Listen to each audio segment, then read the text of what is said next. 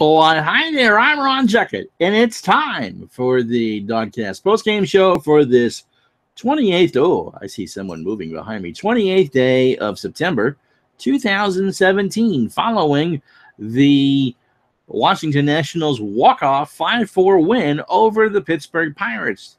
Nats led most of the game. They led 4-2. Sean Doolittle gave up a couple of home run in the ninth inning, but the Pittsburgh Pirates couldn't retire anybody in the bottom of the ninth, including Anthony Rendon, Daniel Murphy, and Alejandro De Haza's walk-off base hit gives the Nats a 5-4 win and Sean Doolittle a win. How about that? All right, let's take a look at the totals. My cat is upset with me. She went from being sound asleep to now out of camera view giving me dirty looks.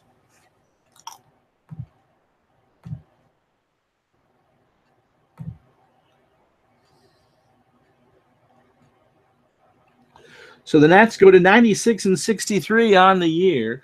2 more wins ties a franchise record. If they win 3 this weekend, they'll have won 99 games, and that's the best ever from either Washington or Montreal in 49 years. The Nats tonight, 5 runs, 11 hits, and no errors. Doolittle picks up his second win of the year. He's 2-0.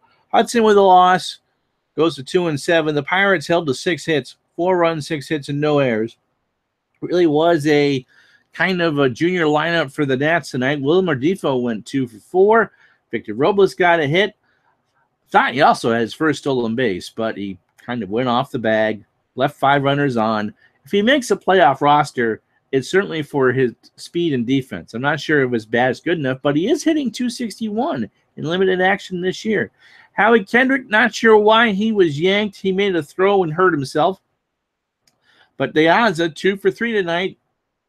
He scored a run and drove in 2, including the game winner in the bottom of the ninth. Adam Lind drives in 2. Michael Taylor was 1 for 4. Even Jose Lobaton was 1 for 3 tonight. So the extra, if you were looking for something that didn't go well besides the blown save, again, 2 for 10 with runners in scoring position tonight. They did stray in 12.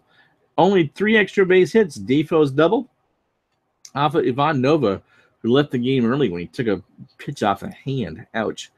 Michael A. Taylor with his 23rd double, and De Haza's 3rd triple of the year. Daniel Murphy with his 92nd RBI. And how about Adam Lind?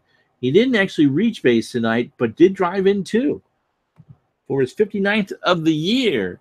The Nationals, by the way, are now over 800 runs on the year. That is a franchise record.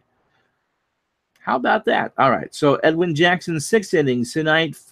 He really needed to look good tonight. I suppose he's pitched himself possibly back into the playoffs. 6 innings, 4 hits, 2 runs, both earned. He walked 2 and struck out 7, didn't give up any home runs. Brandon Kinsler of the law firm actually went innings 7, 8, and 9. Kinsler with a clean 7th. Madsen with a strikeout in the 8th. And Doolittle, forget the home run. Really, it just doesn't matter. He gets the win. He goes to 2-0. Gives up the 2 runs, does get the strikeout. He was disgusted by his performance. His ERA is still 2.81 on the year. So Jackson, 97 pitches for 57 strikes. Kinsler, 10 for 8. Madsen, 13 for 10. And Doolittle, 15 for 11 in front of 26,380.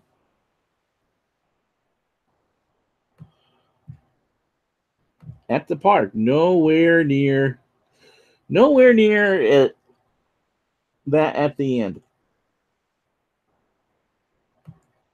All right. Hi, Jay. How are you? First blown save as a Nat. Yeah, well, that'll happen once in a while. Pirates were swinging early in the count, too. The home run, I believe, was the first pitch. So, and Seth says, I was wrong. I told you. Jackson actually looked decent tonight. But the Nats are still undefeated when the law firm pitches. That's true. Yes, Judo, welcome to September baseball. Doolittle blew a save and De Haza with a walk-off. What the hell is going on? It's September. Seth says Daniel Hudson is from Virginia Beach. He's the one that lost the game tonight, and a friend's dad was his little league umpire. And it is a small world. It is all the time.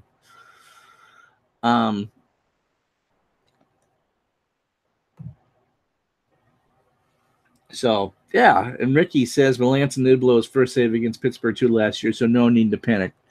That was a series that was actually in Pittsburgh where they clinched and then had to fight the next day.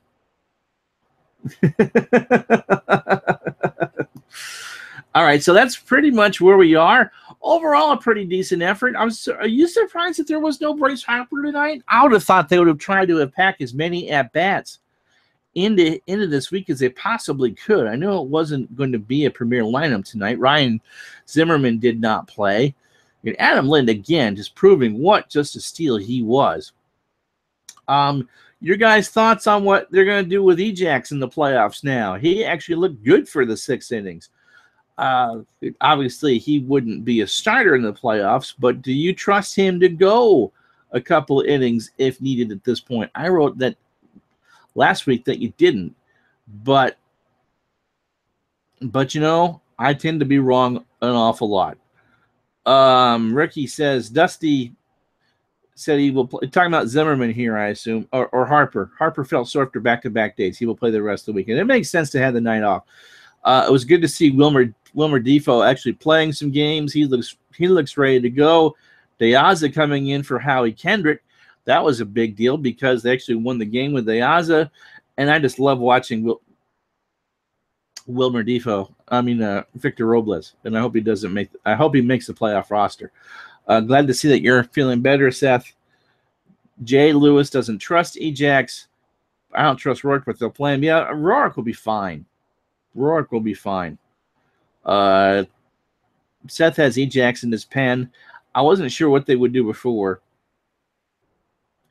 But I think Ejax may have saved that. We'll see. Without Kelly, they might actually go with both Ejax and Cole.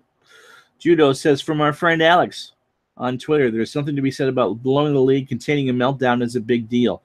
It certainly is. I mean, there really isn't much you can take out of these next 4 games, which is why we're not really covering them too much on Twitter. But again, they got behind when they didn't need to, and they came back and won. In fact, Hudson couldn't retire anybody. So, but this wasn't even close to a full lineup. Wonder how much we'll see Jason Worth this weekend, and really hope that Howie Kendrick is fine. He made a diving catch and was in some pain, and De Aza came in. So, but all in all, this is now a 96-win team. As I said in the beginning, if they win 2 more, they'll have tied the franchise record. If they win, if they sweep, then they get 99, which would be the franchise record. And with over 800 runs scored, we've talked about this all year. This team is just so deep. They can find many ways to beat you. With speed, with power, and with their defense. So, all in all, it's all good. All in all, it's all good. So that was the last of so now the next 3 nights will be starting pitchers for the playoffs going, and I probably will see closer to a regular lineup tomorrow. And don't be nervous leading up to the playoffs. These games don't mean anything except for what is at the end of the page on Baseball Reference and what their final stats are. Let's see. It's Strasburg tomorrow, right? Ricky will tell me if I'm wrong. He always does. Anyway, Strasburg can get to 200 strikeouts, while Scherzer and Gio, with just a few innings of work combined between them, can get to 200 innings apiece, which is pretty good. So don't be nervous heading into the playoffs. Whatever happens over the next 3 nights or 2 nights in a day, then they have 4 days off. So Strasburg versus Garrett Cole tomorrow. So Strasburg with 4 strikeouts can get to 200. If Ryan Zimmerman does play this weekend, he is 1 homer away from 35, which is pretty good. What was the other milestones that I saw? Harper, by the way, is 3 RBIs away from 90, and Rendon is still 3 RBI away from 100, which is good. And if Worth homers, he'll be the 10th to have 10 this year on the club. And if Taylor homers twice, he'll have 20. Seth says late September is like preseason football, in my opinion. Someone talked about this last night, Seth. It really is a case of, look, this is it's like the last week in West Palm Beach. You got that game coming up at the Naval Academy. That's all sorts of fun. And then we got with the real season. And it's because they had 3 weeks of this since they clinched, and they really had nothing to play for. I mean, yes, there was that slight chance they could have caught the Dodgers. But all things considered, they've been doing this for 3 weeks. It just kind of gets tedious after a while. And you're right. It is like preseason football. And I imagine that there will be some sort of dress rehearsal either tomorrow or Saturday. Judo, continuing his point, says the key wasn't that he blew the lead, talking about Doolittle, but he wasn't fazed by it like we've seen other pitchers this season. I don't think he'll do fine in October. Yeah, I think they'll kind of look to see if he tipped something away or what the scouting reports were on him, because that was unusual. The Pirates teed off on him. But in the end, it was all good. He got the win. And you never really got the sense it was just that one-run game at that point. Or actually, it was still a tie game. They were not in the position to lose, and they got it. Hi, Al. How are you? And I'm doing well, thanks. So, so the Twins have made the postseason. So we know the 5 teams in the American League who will be in the postseason. The Red Sox magic number, I believe, is down to 1 because the Yankees lost. And the Red Sox were absolutely stampeded by Houston tonight. We'll get to the scores in a second. So we know that it'll be the Red Sox, Yankees, Cleveland, and Houston. 3 of those teams will win the division. The Sox aren't likely to lose the entire weekend. So the Yankees and Twins will likely be the wild card teams. I'm not sure how that all fits in. And I agree with Jay. I don't want the Red Sox chances come October. In the National League, we're still waiting. Okay, Ricky says, according to Dan Kokel, before we go to the playoff picture, Kendrick, due to a hamstring tightness, Dusty said felt it before the game, wanted to be cautious. That makes the most sense. There's no reason for Kendrick to be playing in these games if he doesn't need to be. It's important for him to be on the bench. I'm going to assume that the Jason Worth will be the left fielder come game 1 of the NLDS.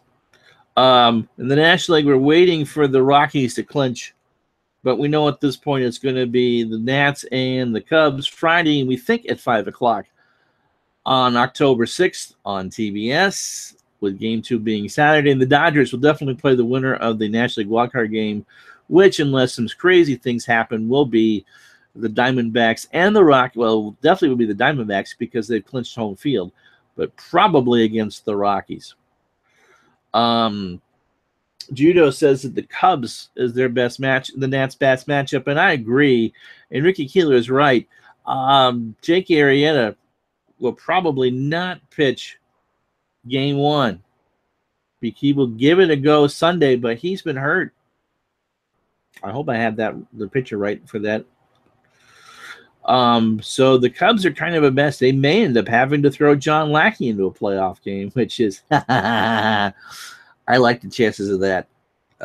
Later next week, I believe next Thursday, that next Thursday the staff will have their predictions for the NLDS.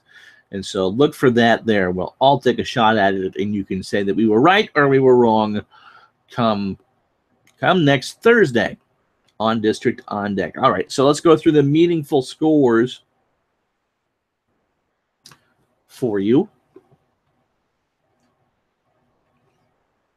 Let's see. Houston did beat the Red Sox tonight 12-2. You're welcome there, Keeler. I gave the Red Sox score first, even though it's listed last on my list. I read it first. So their magic number was at 2, but it is now at 1. They've clinched a tie for the American League East as Tampa beat New York tonight in New York 9-6. Miami all over Atlanta tonight 7-1. 2 homers for Giancarlo Stanton. He now has 59 on the year. Mets were off today. Report coming out in Newsday on their website tonight, and I think in their paper tomorrow, that the Wilpons intervened several times in keeping Terry Collins' job. Sandy Alderson wanted him gone, and the Wilpons rejected it. Don't know what this means for Collins as far as next year goes. Milwaukee won tonight. They beat Cincinnati 4-3. Colorado is off. So, but that's all Milwaukee can do is just keep winning and hope against hope that something happens to the Rockies. Cleveland beat Minnesota, but the Twins have clinched a wild card berth anyway. Both Cleveland and Houston won their games tonight, but I believe I was told that Cleveland has the tiebreaker over Houston for best record. Let's see. And anything else? So the Cubs lead the Cardinals 2-1 in the bottom of the 11th inning. Everything else is kind of meaningless. In fact, once the National League wild card is set, the next Yankee loss or Red Sox win gives the Red Sox the American League East. We're going to have about 2 days of meaningless baseball. It won't mean a gosh darn thing over the weekend, except for, Stanton's chase of 60 and individual stuffs. Just keeps the window tabs open down. Okay. Let's see. Judo asks, who will walk more next week, Bryce or Rendon? I think it's going to be Harper. I think anytime that there's a base open, Madden's not going to pitch to him. Ricky says it depends on how Dusty loses the lineup. Think Madden Judo will do anything and can to let Zimmerman hit. And I think Ricky's right there. That's the weakest link, even though Zimmerman's had a great year. They're going to do everything that they can not to have Harper beat them. Jay Lewis asks if the Nats don't advance, do they extend Dusty's contract? I think they do. I don't think they did do as well this year if he wasn't there. The fact that they had all those injuries and won the division by 20 games. Yes, the division was easy, as you told me on Twitter, but you just don't lose Bryce Harper for a quarter of the season and win by that margin. I would not be surprised if that deal was actually announced before game 1. I don't have a trivia question for you. That's Ricky's deal. So I think that Dusty will be back.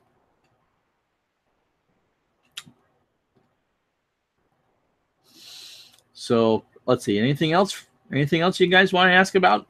All in all, this is hopefully Kendrick's injury is not severe. Hamstring tightness is better than a hamstring pull. Do you guys think? I haven't heard anything about what Stephen Drew. I know that Brian Goodwin is doing some instructional league work down in Florida and is expected to be on the roster.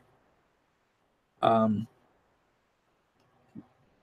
I haven't heard things since about Stephen Drew.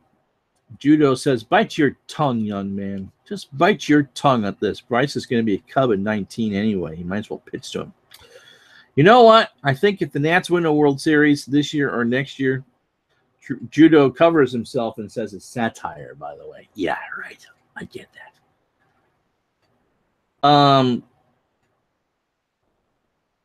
I lost what I was going to say. Seth's World Series prediction in March was the Nats and the Red Sox, by the way. I don't think it'll be the Red Sox. I think it's going to be Cleveland and the Nats. If I had to go right now. Yep, Jay, that's the kitty. That's the one you hear me talk about or see me talking about on Twitter. That's the Ricky calls her sources and she doesn't like the camera. Okay, Judo, give me a serious question here. I'm waiting for it. Today, the cat photo bombs me a lot, Al. Were you here the night that she brutally attacked me on camera? Oh, it's got scars somewhere from it. Ricky wrote a nice piece today on, you can't be the champ unless you can't beat the champs. And that's, a little bit talking about the Nats and the Cubs. And I talked about, I wrote the storylines, the two really storylines for the series. One is the milestones. And of course, for the Pirates, this is probably Andrew McCutchen's last games for them. They hold an option for him for 18, but they tried like heck to move him last winter. Don't forget the Nats nearly had McCutchen before the Pirates wanted too much, and Washington ended up with Adam Eaton. So just something to keep an eye on. He got standing ovations aplenty in the last series that Pittsburgh had at home. And, you really, as I wrote in the story today, you really just wish that the Pirates and McCutchen would come to some sort of long-term deal. He deserves to play his career there. But, this is a business and the Pirates don't want to do it. All right. What are some of the things that pleasantly surprised me about the Nats since covering them, both regarding the team itself and the fan base? Let's see. I think as far as, the Nats themselves, how well they play as a team. I think a lot of it goes to how resilient that they are. When I'd only been with Dodd a couple weeks when they clinched last year. And so I watched that celebration in the clubhouse in Pittsburgh on television. And, everyone was professional and it wasn't that big of a deal and all that. And they all seemed to back each other. And that was the first time I saw the Worth and Coco action. So I'm going to say that it's resilience. They know how good they are, and they don't get it. They don't let themselves emotionally swing too much. They love playing for Dusty Baker. You can just tell that from what you read and what you hear. As far as the fan base is concerned, I understand the angst that a lot of you have. That comes with having some expectations. And I think overall having expectations is a good thing. These aren't the vagabond Expos/Nats anymore. This is definitely Washington's team. And now you guys actually want to see something for it. And I hope that happens. Oh, Ricky passes this along from Mark Zuckerman. Edwin Jackson's grandmother passed away earlier this week. He decided to pitch tonight. That might explain why he hadn't pitched well the last few times out. If your mind is elsewhere, you're just not going to perform as well. He looked good tonight. So, I'm delighted that the Nats are actually picking up real fans. And, we're all transplants to a degree, even if you go back to the days I can't imagine there are many people who were Montreal fans, that the Expos were their primary team, and then it became the Nats remained the Nats when they moved out of Canada. So I think that's it. I think this is a decent baseball market. Now it just needs to have some rewards paid off to capture people for the next generation.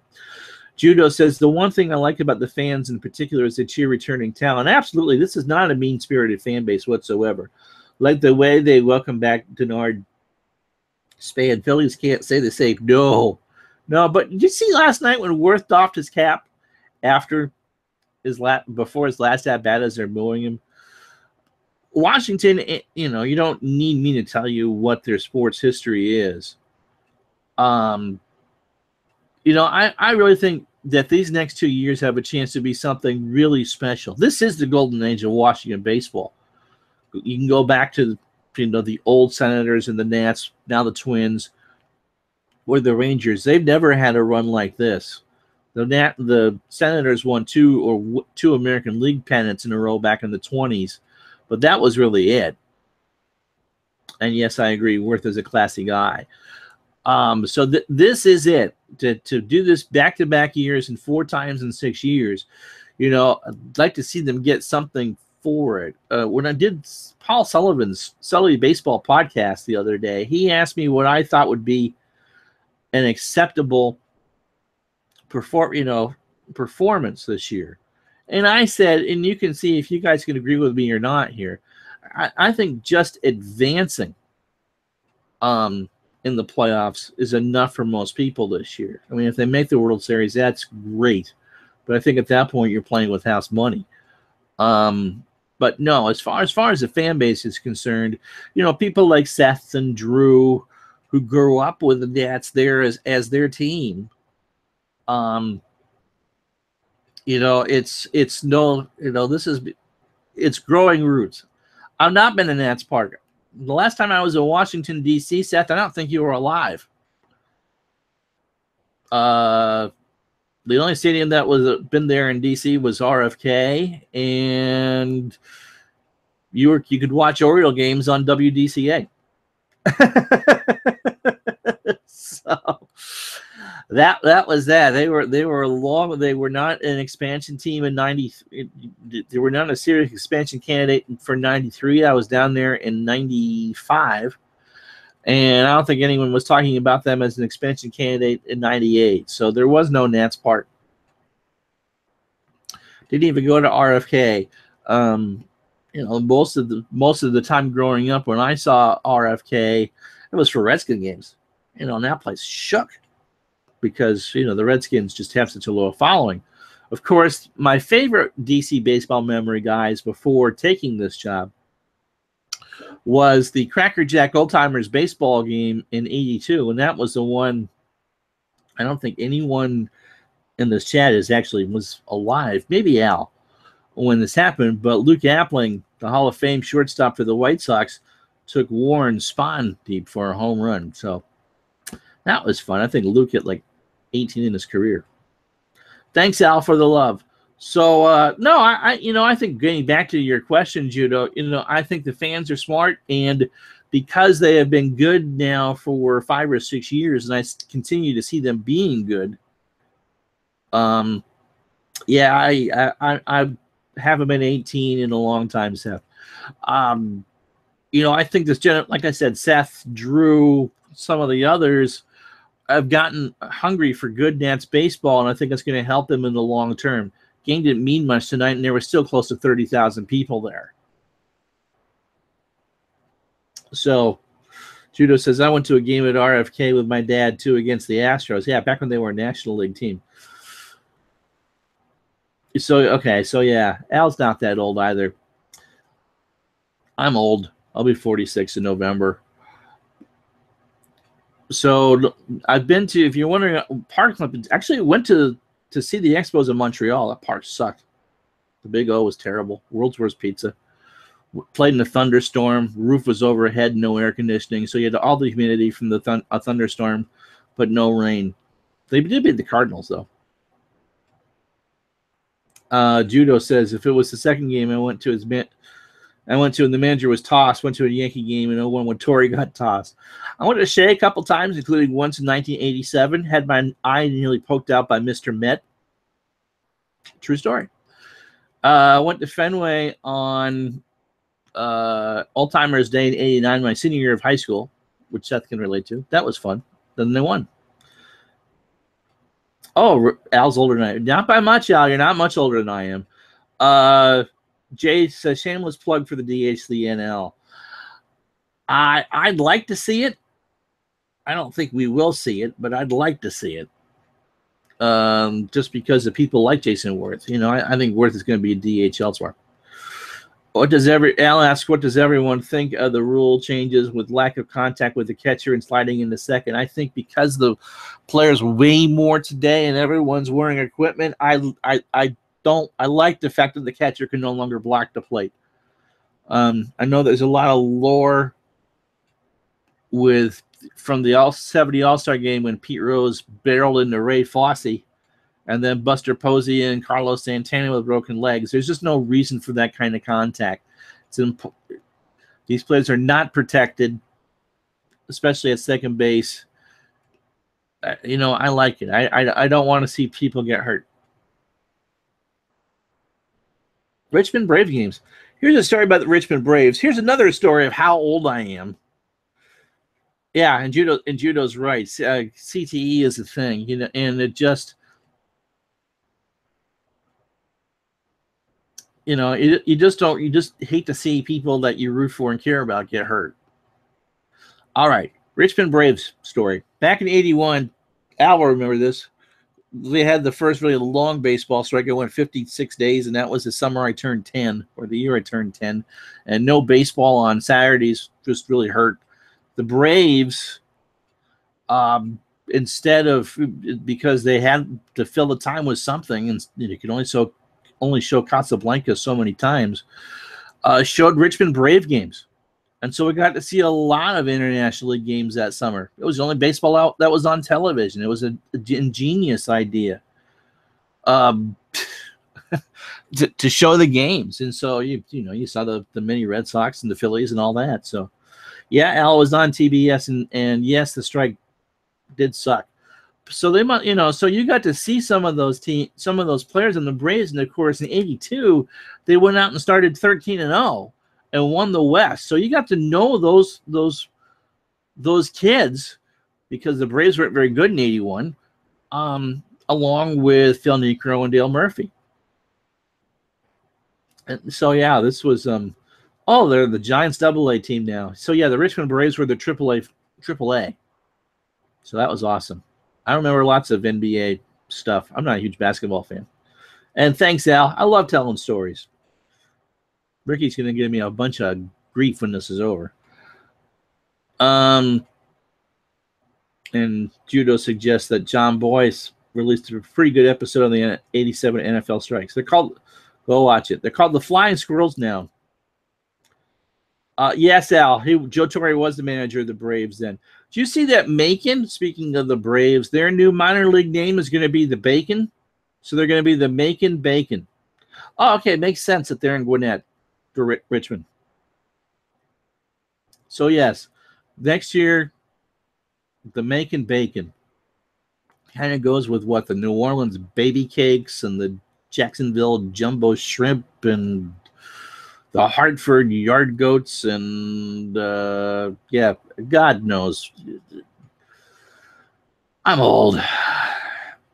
Not every team needs to be what their major league club is, but I suppose whatever sells tickets. Aren't the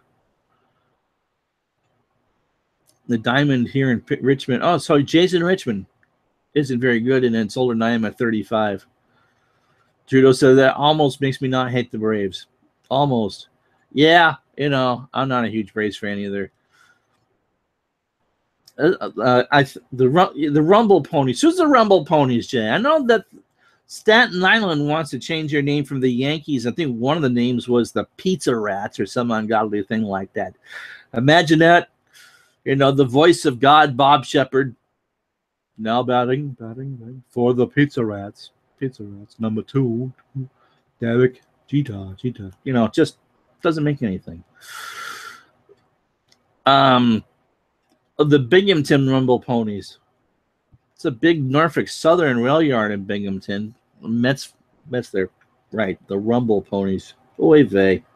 All right, what do we do on the side today? I think we did this already, but Ricky did a nice piece on if you're going to be the champs, you got to beat the champs. And I did storylines for the rest of the regular season. All right, so give this video a like and subscribe on YouTube. We will do these for the last 3 games of the year. The plan is for Ricky to be with you tomorrow night, subject to change. We are not live tweeting the rest of the regular season games. We will be live tweeting, of course, the playoffs, every bit of it, and with everyone that we possibly can, posting or being on these shows. We're trying to get someone from Cubby's Crib on Monday to be with us for that. And then on Thursday, Mr. Keeler, myself, and Mr. Douglas will break down and preview both National League Divisional Series. So follow us on Facebook, on Twitter. It's District on Deck. I like talking about Monopoly Judo.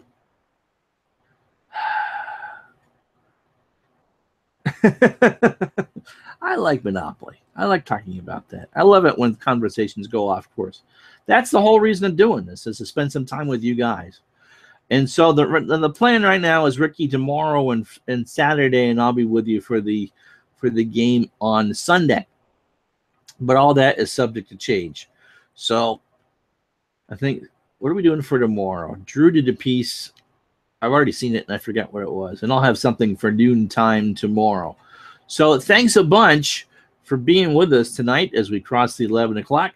For Ricky Keeler and the rest of the staff of District on Deck, I'm Ron Juckett. Risk is a good game too, Al.